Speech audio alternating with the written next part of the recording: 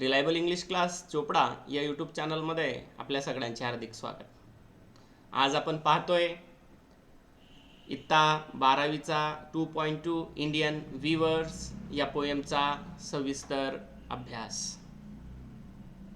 मित्रांनो, Indian viewers ही poem Sarojini Naidu यांनी लिहिलेली आहे. त्यांचा जन्म 13 फेब्रुवारी 1879 रोजी हैदराबाद येथे झाला होता.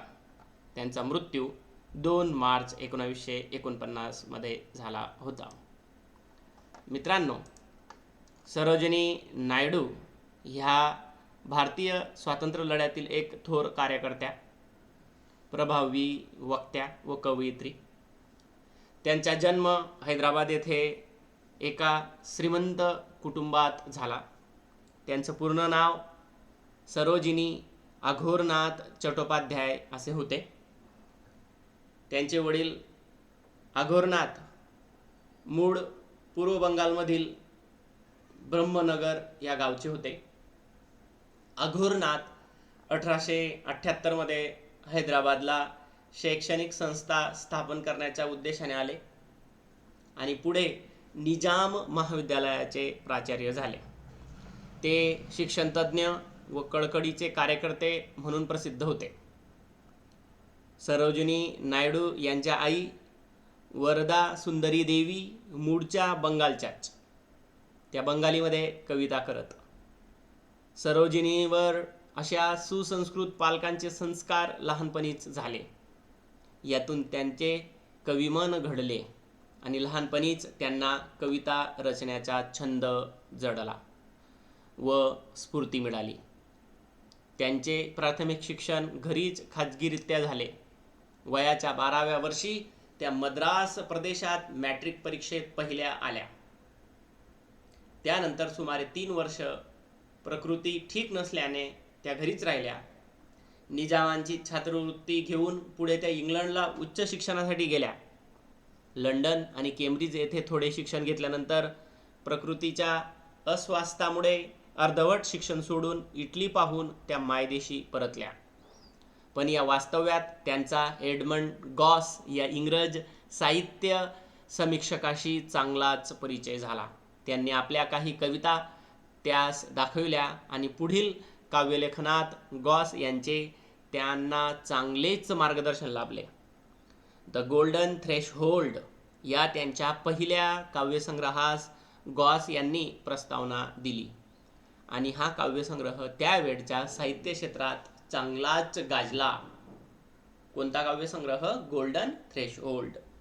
त्याला वृत्तपत्रातनं यथोचित प्रतिसाद मिळाला. रवींद्रनाथ टागोरांनीही सरोजिनींचे कौतुक केले. सरोजिनी नायडू भारतात परत आल्यानंतर 1898 मध्ये त्यांनी डॉक्टर गोविंदराज नायडू या निजामच्या संस्थानी विधुर डॉक्टरशी ब्राह्मो समाजाच्या रीतिरिवाजानुसार लग्न केले. हा विवाह बंगाल व मद्रास असा आंतरप्रांतीय व आंतरजातीय होता. त्यामुळे त्यावेळी तो फार गाजला व येथूनच सरोजिनीचा सामाजिक कार्यास सुरुवात झाली. त्यांना 4 मुले झाली. जयसूर्या, पद्मजा, रणधीर, लैलामणी, रणधीर पुढे हैदराबादचा राजकीय चळवळीत प्रसिद्ध आला, तर पद्मजा बंगालच्या राज्यपाल झाल्या. सरोजिनींनी द गोल्डन थ्रेशहोल्ड नंतर the bird of times, the broken wing हे काव्यसंग्रह प्रसिद्ध केले. हिंदी महिलेने सुरेख इंग्रजीत लिहिलेल्या या कविता स्वरमाधुर्य, राष्ट्रीय दृष्टिकोन, प्रेमाचा पुरस्कार व क्रांतिकारक राष्ट्रवादी विचार इत्यादी वैशिष्ट्यांनी लोकप्रिय झाल्या. त्यानंतर सरोजिनी नायडू देशसेवा, समाजसेवा इत्यादी गोष्टींकडे वळल्या. याचे दुसरे कारण असे होते की 1903 ते 1917 या दरम्यान त्यांचा Mohammad Ali Jinnah, Gopalkrishna Gokhale, Rabindranath Tagore, Lokmanya Tilak, Annie Besant, CP. Ramaswamy Iyer, Jawaharlal Nehru, Mahatma Gandhi अशा एक श्रेष्ठ आणि ज्येष्ठ व्यक्तींशी या ना त्या निमित्ताने त्यांचा परिचय झाला. मित्रांनो, सरोजिनी नायडूंबद्दल बोलायला खूप आहे, परंतु आपल्याला आपल्या कवितेच्या दृष्टिकोनातनं जे काही महत्त्वाचं आहे ते बघावं लागणार आहे. टिळकांच्या मृत्यूनंतर सरोजिनी नायडू पूर्णतः गांधीवादी झाल्या. पेहराव व राहणीमान यात त्यांनी आमूलाग्र बदल केले. त्यांनी आपले वास्तव्य हैदराबादमधून मुंबईला हलविले. त्या मुंबई महानगरपालिकेत सभासद म्हणून निवडून आल्या आणि पुढे प्रांतिक काँग्रेसचा म्हणजे राष्ट्रवादी काँग्रेसच्या अध्यक्षा झाल्या. पुढे कानपूर येथील अखिल भारतीय काँग्रेस अधिवेशनाच्या त्या अध्यक्षा म्हणून निवडल्या गेल्या व काँग्रेस कार्यकारिणीच्या सभासद झाल्या. काँग्रेसच्या सर्व धोरणात त्या हिरिहिरीने भाग घेत. कलकत्ता येथे भरलेल्या 1907च्या बंगालच्या फाळणीविरोधी सभेत त्यांनी महत्त्वपूर्ण भूमिका बजावली. 1908 मध्ये विधवा विवाह परिषदेत त्यांनी स्त्रियांच्या चळवळीचा पाया घातला आणि येथूनच त्यांच्या स्त्रीत्वविषयक चळवळीचा खरा प्रारंभ झाला.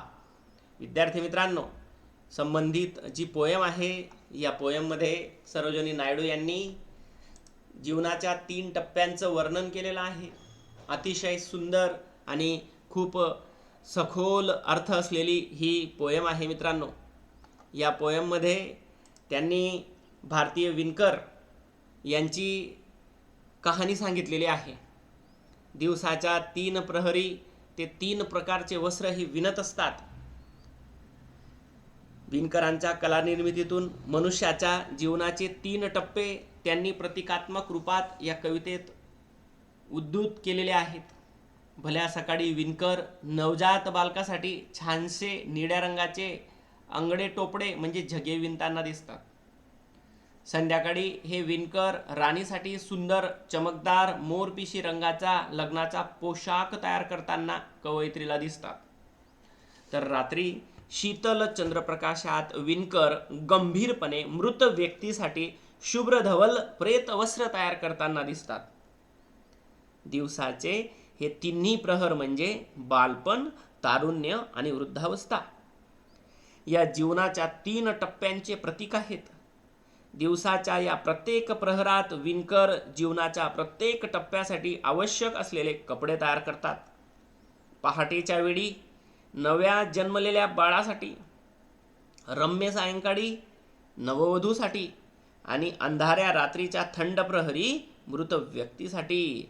आणि यातला प्रत्येक रंग मनुष्याच्या जीवनातील प्रत्येक टप्प्याचे प्रतिनिधित्व करतो. विद्यार्थी मित्रांनो, the poem Indian weavers by Sarojini Naidu consists of 3 stanzas. In this short work, the 3 stages of man's life are symbolized through the weaver's creation. In the morning, they weave bright blue robes for the newborn. In the evening, they are creating a beautiful purple green wedding veil for a queen. During the chill of the moonlight night, they are making the shroud for a dead man. The time of the day symbolizes the stages of life. The time of the day symbolizes the stages of life: childhood, youth, and old age. The weavers create the garments needed for each stage at the corresponding part of the day. At dawn, for the newborn baby. In the romantic evening, for the bride. And in the chill dark night, for the dead. The colors also tell the story of the 3 stages of man's life. मित्रांनो, ही जी poem आहे खूप सुंदर आहे. माणसाच्या जीवनात 3 ज्या अवस्था असतात, बालपण, तारुण्य आणि म्हातारपण. म्हातारपणात आपण मृत्यूकडे वाटचाल करत असतो. या 3ही अवस्थांचं वर्णन करणारी ही पोयम आहे मित्रांनो. या पोयमचा मीनिंग आपण आता लाईन बाय लाईन समजून घेऊया.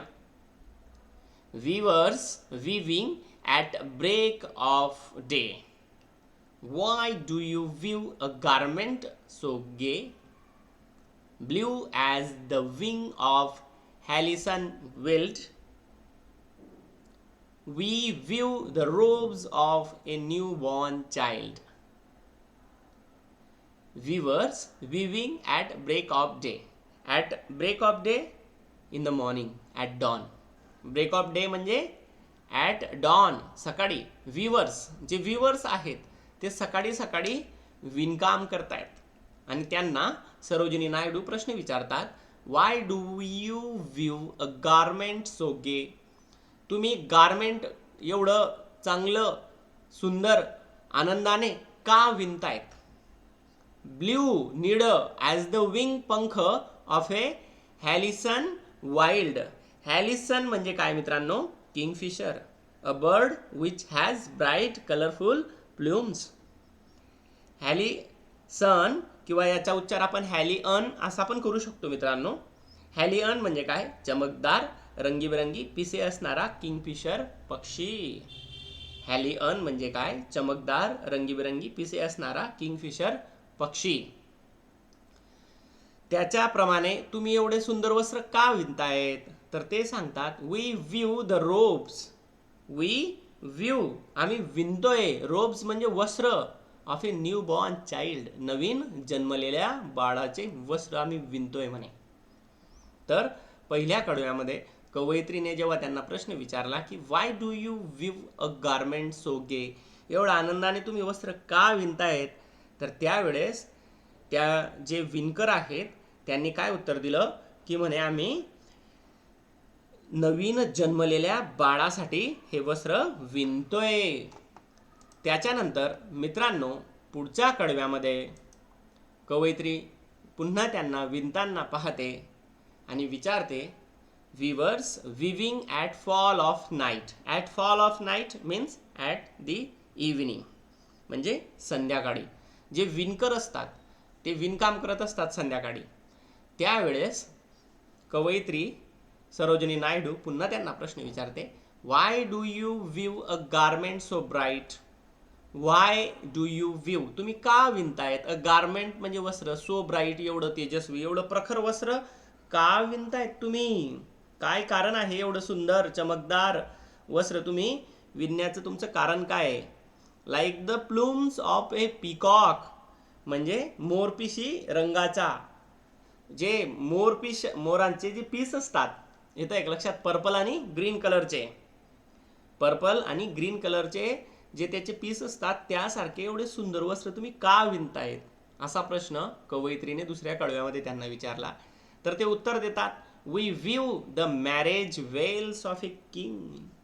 We view the marriage veils of a queen. लक्षात घ्या मित्रांनो, वी व्ह्यू आम्ही विणतोय द मॅरेज वेल्स लग्नाचा ड्रेस. वेल म्हणजे काय? बुरखा म्हणतो आपण त्याला. येतंय लक्षात? मॅरेज वेल्स लग्नामध्ये घालावयाचे वस्त्र ऑफ ए क्वीन राणीचे. राणीचे लग्नात घालावायचे वस्त्र आम्ही विणतोय म्हणे. लक्षात घ्या, weavers weaving at fall of night. Sarojini Naidu asked them, why do you view a garment so bright, like the plumes of a peacock, purple and green? They answered, we view the marriage veils of a queen. तर संध्याकाळी ते नववधूसाठी वस्त्र विणतायत, राणीसाठी वस्त्र विणतायत. सकाळी नवीन जन्मलेल्या बाळासाठी ते वस्त्र विणतायत, संध्याकाळी नववधूसाठी ते वस्त्र विणतायत. तिसऱ्या कडव्यामध्ये मित्रांनो, weavers weaving solemn and still. जे वीवर्स आहेत ते एकदम सॉलम आणि स्टील आहेत. सॉलम म्हणजे काय मित्रांनो? सिरियस. दे आर सिरियस म्हणजे ते गंभीर आहेत, आणि स्टील म्हणजे ते एकदम स्तब्ध आहेत संध्याकाळी. आता केव्हा? मग रात्रीच्या वेळेस. व्हॉट डू यू व्ह्यू, तुम्ही काय विणतायत? इन द मूनलाईट चिल, एवढं थंडगार चंद्रप्रकाशात. रात्री, संध्याकाळी नाही, रात्री एवढ्या थंडगार चंद्रप्रकाशात तुम्ही काय विणतायत? व्हाईट पांढरं ॲज अ फेदर म्हणजे पिस, अँड व्हाईट पांढरं ॲज अ क्लाउड पक्षाच्या पंखांइतकं आणि ढगांइतकं पांढरं शुभ्र तुम्ही काय विणतायत?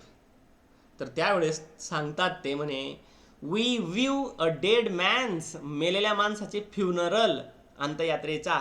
श्राउड म्हणजे कफन किंवा प्रेतवस्त्र.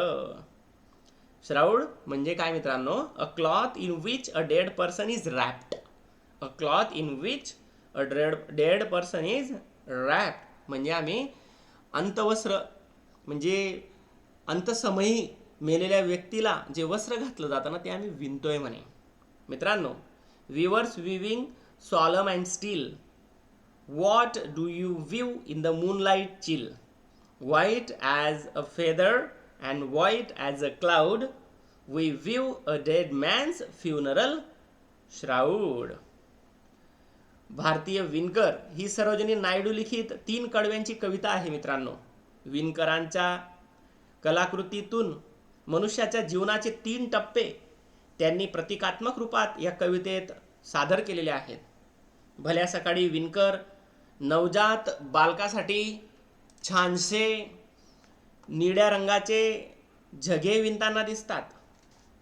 संध्याकाळी ते राणीसाठी सुंदर चमकदार मोरपिशी रंगाचा लग्नाचा पोशाख तयार करताना कवयित्रीला दिसतात. रात्रीच्या शीतल चंद्रप्रकाशात विणकर गंभीरपणे मृत व्यक्तीसाठी शुभ्र धवल प्रेतवस्त्र तयार करताना दिसतात. दिवसाचे हे तिन्ही प्रहर म्हणजे बालपण, तारुण्य आणि वृद्धावस्था या जीवनाच्या 3 टप्प्यांचे प्रतीक आहेत. दिवसांचे हे 3ही प्रहर म्हणजे बालपण, तारुण्य आणि वृद्धावस्था या जीवनाच्या 3 टप्प्यांचे प्रतीक आहेत. दिवसाच्या या प्रत्येक प्रहरात विणकर जीवनाच्या प्रत्येक टप्प्यासाठी आवश्यक असलेले कपडे तयार करतात. पहाटेच्या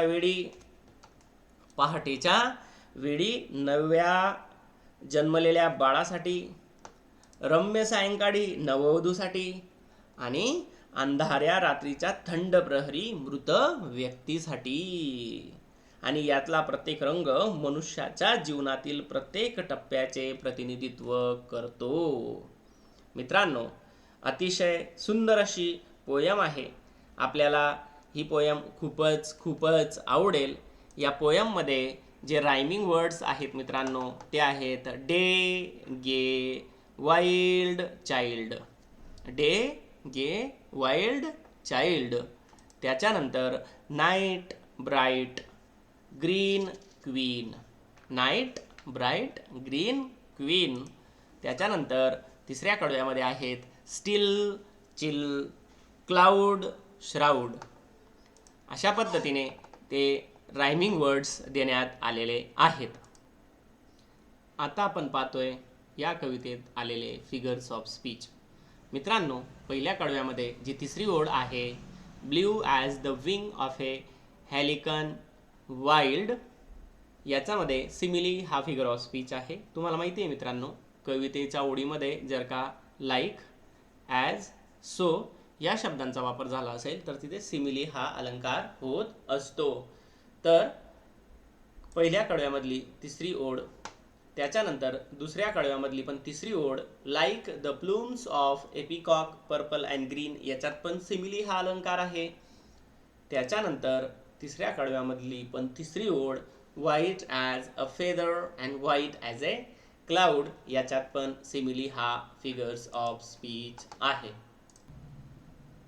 पुढचा जो फिगर ऑफ स्पीच आपण पाहतोय मित्रांनो तो आहे इमेजरी. इमेजरी म्हणजे काय? ज्या वेळेस एखादी कवितेची ओढ वाचत असताना आपल्या डोळ्यासमोर एखादी इमेज उभी राहत असते त्यावेळेस तिथे इमेजरी हा फिगर ऑफ स्पीच होत असतो.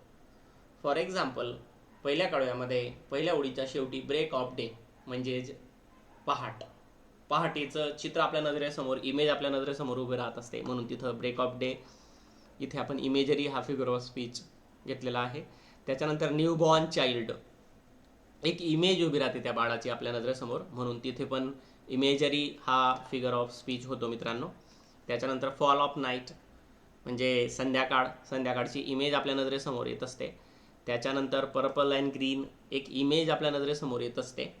मॅरेज वेल, लग्नाचा वस्त्र किंवा तो बुरखा, एक इमेज आपल्या नजरेसमोर येत असते मित्रांनो. तर त्याच्यानंतर सॉलम अँड स्टील म्हणजे एकदम स्तब्ध आणि गंभीर, एक इमेज आपल्या नजरेसमोर येत असते म्हणून याच्यात देखील इमेजरी हा फिगर ऑफ स्पीच होत आहे. अजून एक महत्त्वपूर्ण फिगर ऑफ स्पीच या पोएममध्ये सगळ्यात जास्त वेळेस आलेला आहे तो म्हणजे अलिटरेशन. अलिटरेशन म्हणजे काय मित्रांनो? अलिटरेशन म्हणजे अक्षरांची पुनरावृत्ती. अक्षरांची जर का पुनरावृत्ती होत असेल तर तिथे अलिटरेशन हा फिगर ऑफ स्पीच होत असतो. फॉर एक्झाम्पल मित्रांनो, खड़क सिंह के खड़कने से खड़कती है खिड़कियाँ, खिड़कियों के खड़कने से खड़कता है खड़क सिंह. चंदू के चाचे ने चंदू के चाचे को चांदी के चमचे से चटनी चटाई. काकूंनी काकांचा कपाटीतील कागदाची कात्रीने कचाकचा कापली. मित्रांनो, मराठीमध्ये मी सेम अक्षर रिपीट करतोय, तिथे अलिटरेशन हा अलंकार होतोय. त्याच पद्धतीने या पोएममध्ये डब्ल्यू हा वर्ड प्रत्येक कडव्यामध्ये भरपूर साऱ्या ओळींमध्ये रिपीट झालेला आहे. तुम्हाला तो स्पष्ट दिसत असेल. विवर्स, विविंग, वाय, व्ह्यू, नंतर वी, व्ह्यू, प्रत्येक कडव्यामध्ये तुम्हाला डब्ल्यू हे अक्षर रिपीट झालेलं दिसत असेल. Weavers, weaving, why, view, view, view alliteration आहे. आणि याच्यात weavers, weaving, why, what, view, white, W, white, view, we, view. लक्षात घ्या मित्रांनो. तर हे अशा पद्धतीने अक्षरं देखील याच्यात रिपीट झालेली आहेत. मित्रांनो, अतिशय सुंदर पोयम आहे. त्याच्यानंतर आपण पाहतोय रायमिंग स्कीम किंवा राईम स्कीम. मित्रांनो, या कवितेतील तिघही कडव्यांची रायमिंग स्कीम आहे A A B B. Day gay A A, wild child B B. लक्षात येत असेल आपल्या. Night bright A A, green queen B B. Still chill A A, cloud shroud B B. विद्यार्थी मित्रांनो, मी आशा करतो की आपल्याला ही पोएम समजली असेल, आवडली असेल आणि नक्कीच आपल्याला परीक्षेमध्ये चांगले मार्क्स मिळवण्यासाठी या पोएमची खूप खूप मदत होणार आहे. मित्रांनो, जर का आपल्याला हा व्हिडिओ आवडला असेल तर कृपया याला लाईक करा, आपल्या मित्रांमध्ये शेअर करा. आणि जर का आपण या चॅनलवर फर्स्ट टाईम आलेले असणार तर असेच अनेक व्हिडिओज संपूर्ण सिलेबसचे, ग्रामरचे आणि रायटिंग स्किलचे पाहण्यासाठी रिलायबल इंग्लिश क्लास चोपडा या चॅनलला सबस्क्राईब करा. थँक्यू.